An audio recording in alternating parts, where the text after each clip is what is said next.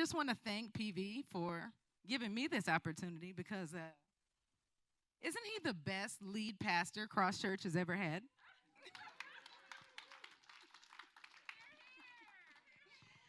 Y'all look so nice this morning. Happy Mother's Day again to all the mothers. I noticed, like, when I said y'all look nice this morning, some of y'all were, like, kind of smiling at me. I could see through your mask, and others of you are looking at me with a blank stare, like, and then some of y'all are like, really? Me? You talking to me?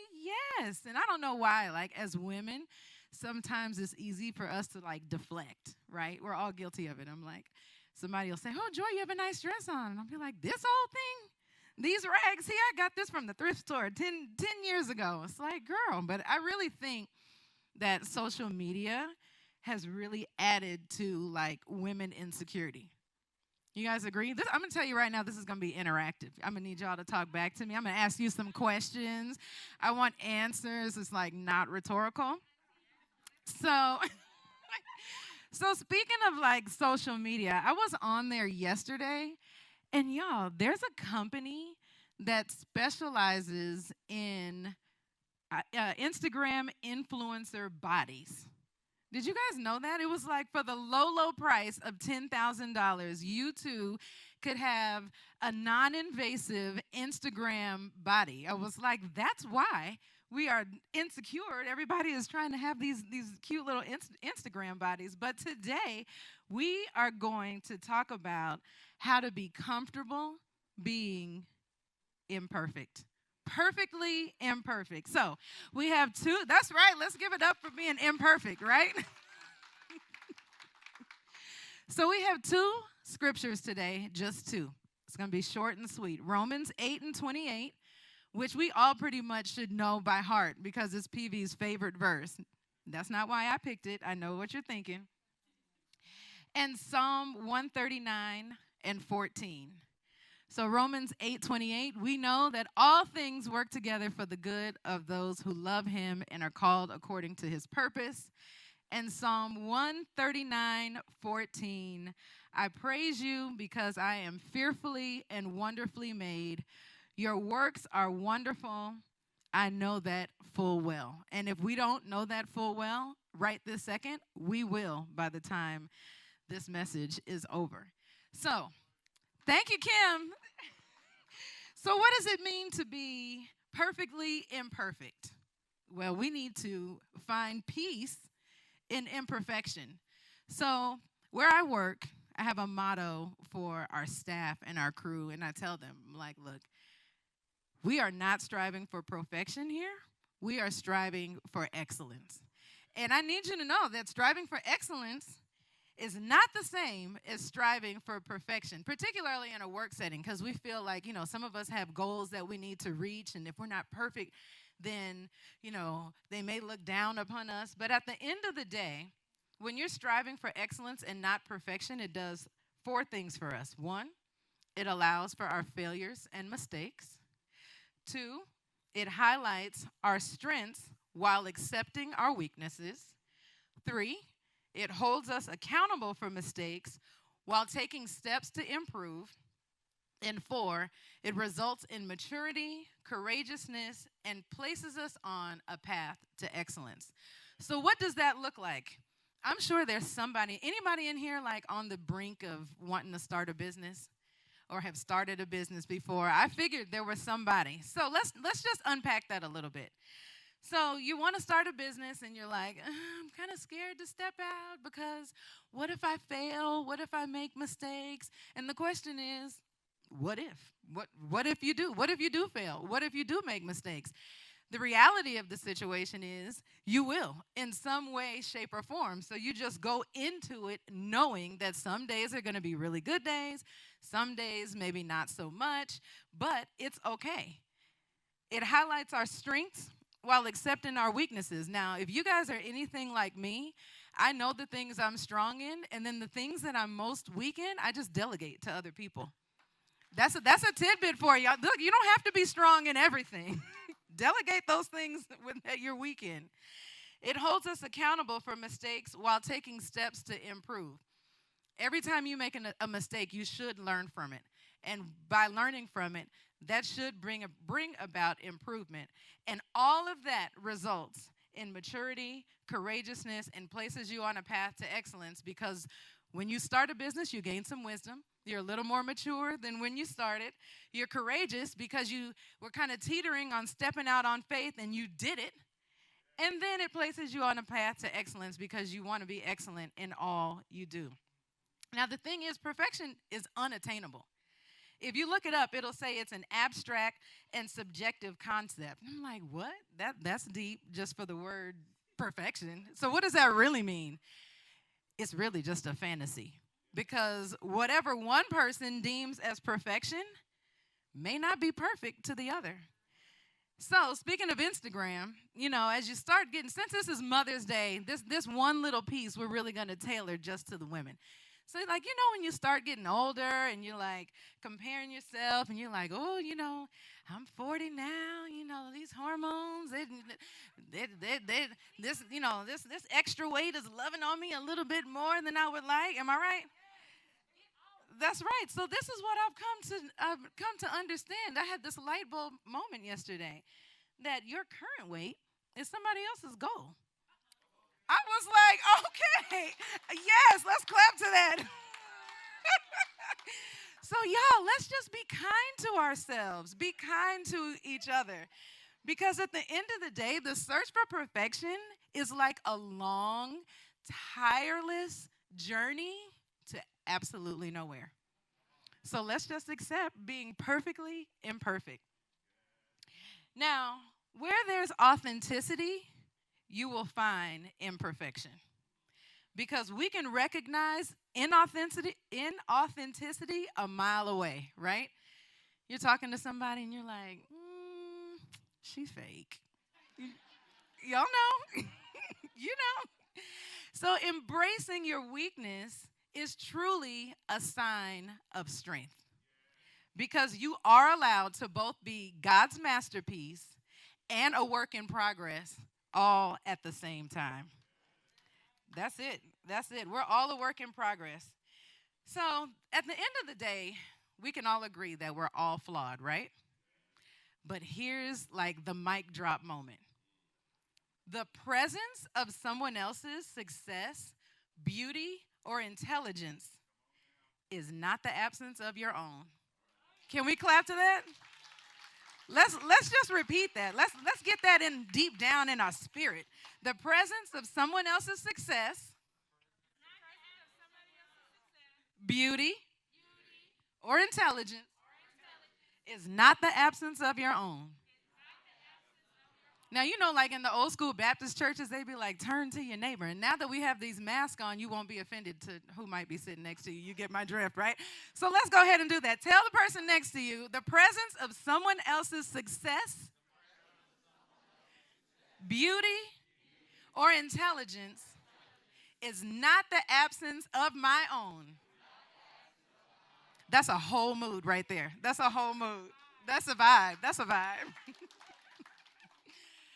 So while I was preparing this message, I took this little container here from outside of the foyer. And if you know me, you know where I got this. Where'd I get this? Who knows me? Home Goods. That's right.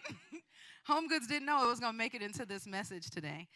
So going back to Romans 8:28, where all things work together for the good of those who love the Lord, indicates that there are some things that we may not be so proud of, and some things we are. So let's take a look at this. This container is multi-purpose. It's beautiful. It is shiny. It's iridescent. But when you look at it really close, you realize this is nothing but a bunch of broken pieces of glass. And so let's break this down a little bit. So let's see. This piece right here, we're going to call this depression. And this piece right here, we're going to call it divorce. This piece, we're going to call it bad choices, addiction. Here's some pride down here. But then I see, well, you know what? I want you guys to give me. What else do you think Anxiety. There's some anxiety right here. What else? Ungrateful spirit. Woo, that'll preach right there all by itself. Here's some ungrateful spirit. Give me one more. Ge- Ooh, girl. That's a mic drop. Generational sin. Yes, ma'am. But we also have some good things. I see some love and some kindness. Can't leave out joy. Can't leave out joy. What else? Meekness, courage, peace. Listen, what'd you say? Ambition, all of that wrapped up in here because God said in Psalm 139 and 14, somebody has it on their shirt today. I told them flesh and blood did not reveal that to you. We are talking about that this morning. We are fearfully and wonderfully made. So that means God made no mistake when he made you. Amen. So when we look at this, we see that God truly does take everything and put it together for our good and for his, because he has taken all of our broken pieces and he is the mortar that's in between each piece of glass here that puts us back together again and gives us new purpose. Amen. So let's talk about 4 ways God uses our brokenness and our imperfections. Well, for one, it builds character. When we're broken, we're more willing to listen to God because he reveals our defects in our character that we might not see when things are really going well.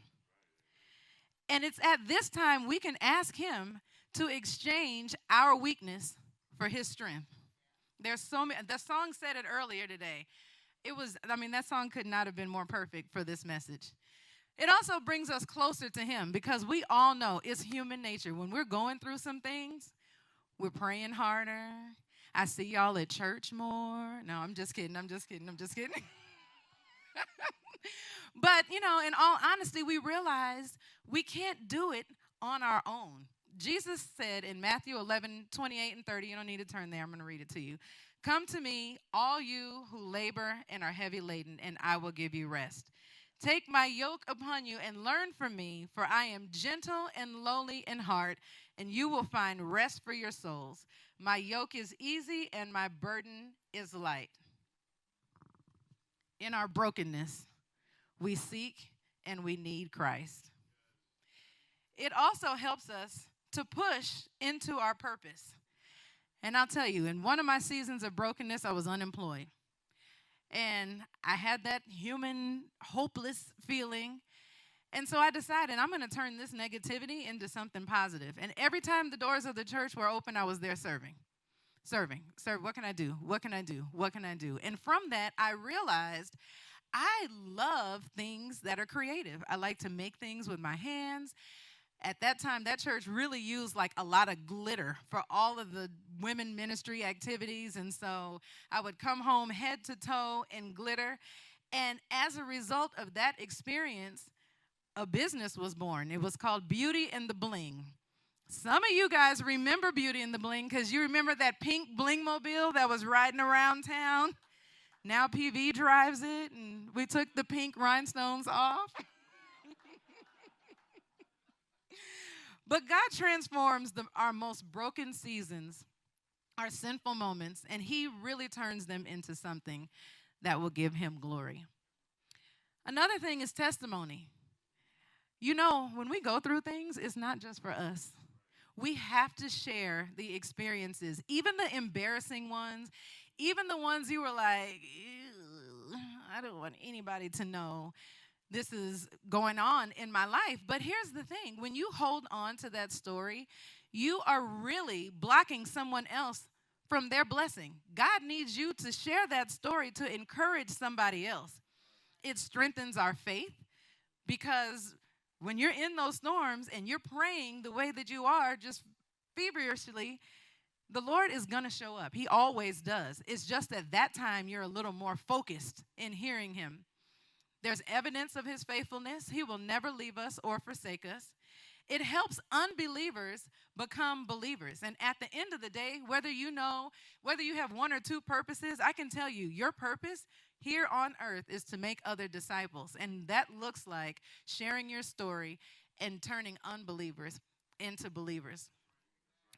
And so, PV is in this sermon series right now on prayer. And he's asked all of us to pray for at least one thing for the next 21 days. And I'm going to tell you right now, so you can go ahead and get prepared. On Fifth Sunday, we're having worship and testimony. And I cannot wait to hear what God is doing in some of your lives. So I'm telling you, get ready now. Be expectant. God is going to do something amazing so that you have the opportunity to share that with other people. Amen. That's right. So how else can we learn to be perfectly imperfect? Well, I believe that just living in the moment, right here, right now, this moment, helps us to be comfortable with being perfectly imperfect. Well, what does that look like? Life isn't perfect, so we can't expect ourselves or anyone else to be. We all know the only person that was perfect was Jesus, right? And even though his spirit is here right now, I don't see him like physically sitting in any of these seats. So we know that we're not perfect. It's just how we deal with the day-to-day. Something bad happens, are we going to throw a pity party and wallow in it? Or are we going to squeeze that lemon, add a little sugar, and turn it into lemonade and keep it moving? We have a sign at our house. It says, "Don't count the days, make the days count."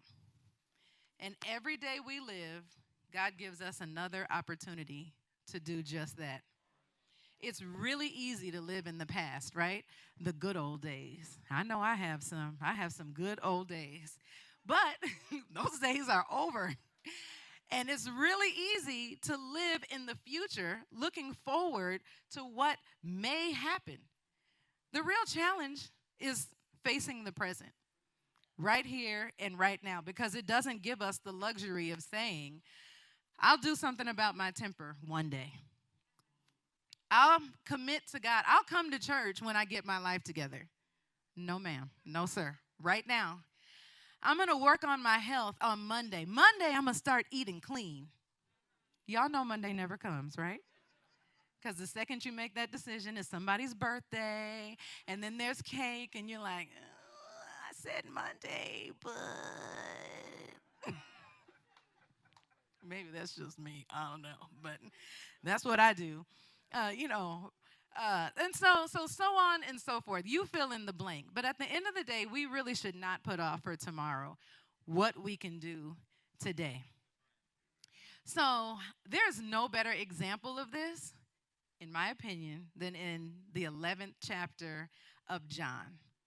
Now, you can turn there if you want, but I'm going to break it down in the Joy version. It's not going to be NIV. It's not going to be King James. I'm telling you right now, this is the Joy version. It's my own interpretation. You can fact check if you'd like. So, 11th chapter of John. Jesus shows up at the tomb.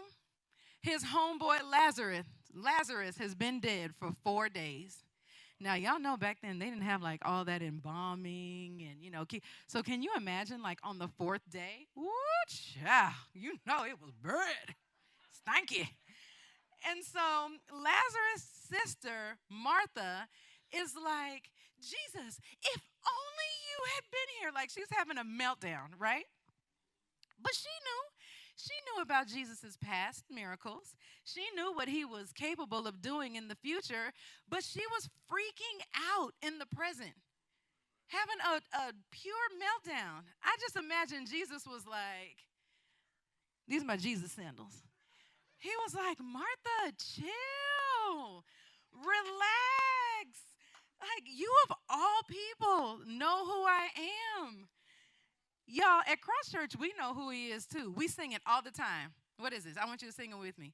Waymaker, miracle worker, promise keeper, light in the darkness, my God, that is who you are. Y'all sound so good. But here's the thing. We sing that, but do we believe it? Do we really, really, really believe it? And so Martha, she believed because, as we know, Lazarus was raised. But here's the thing, we can't just sing those words, we have to put our faith into action. We have to put our faith into action. And we have to know that those old Bible stories are still relevant today. The Lord is still the source of our joy. He's still working things out for our good. He's still a redeemer. He will restore what's been lost. He will still calm the storms that are raging in your life. And he is still in the miracle working business. Facing Jesus, amen. You can clap to that, yes. Facing the present means that we are putting our faith in Jesus Christ and we are trusting him to be involved in our everyday life, day by day, not just in the past, not just what's to come, but right here, right now. So look, y'all, I'm closing it up. When y'all get me, we're going to be in and out. You can make those reservations earlier. Call them and tell them I'm going to be there earlier. So, no shade to PV. He, preaches kind of long. No, I'm just kidding. But in closing, these are our key takeaways. God does not want us to waste our life away. He wants us to be present and live in the moment. Do not expect perfection from yourself or others, but progress toward excellence. Let's remember, that's right. Let's remember to not count the days, but make the days count. He wants you to find your purpose in life today, on May 9th, 2021, because yesterday is history. Tomorrow is a mystery. Today is a gift. That's why we call it the present. Amen. Amen.